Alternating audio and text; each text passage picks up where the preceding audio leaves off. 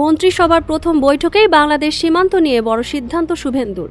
পশ্চিমবঙ্গের নতুন মুখ্যমন্ত্রী শুভেন্দু অধিকারী দায়িত্ব নেওয়ার পর প্রথম মন্ত্রিসভা বৈঠকেই বাংলাদেশ সীমান্ত নিয়ে গুরুত্বপূর্ণ সিদ্ধান্ত নিয়েছেন।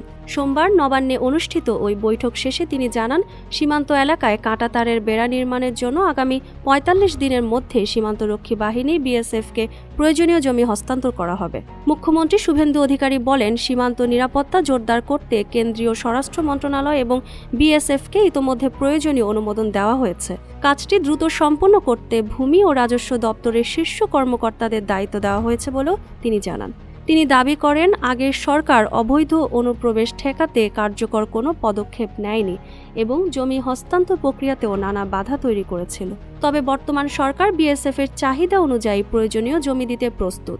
এছাড়া মন্ত্রিসভা বৈঠকে পশ্চিমবঙ্গ সরকারের কেন্দ্রীয় বিভিন্ন প্রকল্পে যুক্ত হওয়ার সিদ্ধান্ত নেওয়া হয়েছে বলে জানান তিনি। এর মধ্যে রয়েছে আয়ুষ্মান ভারত, প্রধানমন্ত্রী ফসল বীমা যোজনা, বেটি বাঁচাও বেটি পড়াও এবং উজ্জ্বলা যোজনা ৩.০।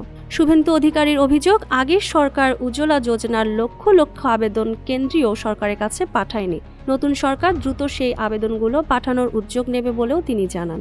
এদিন তিনি সরকারি চাকরির বয়সসীমা ৫ বছর বাড়ানো, জনগণনা কার্যক্রম শুরু এবং ভারতীয় ন্যায় সংহিতা কার্যকর করার কথা উল্লেখ করেন।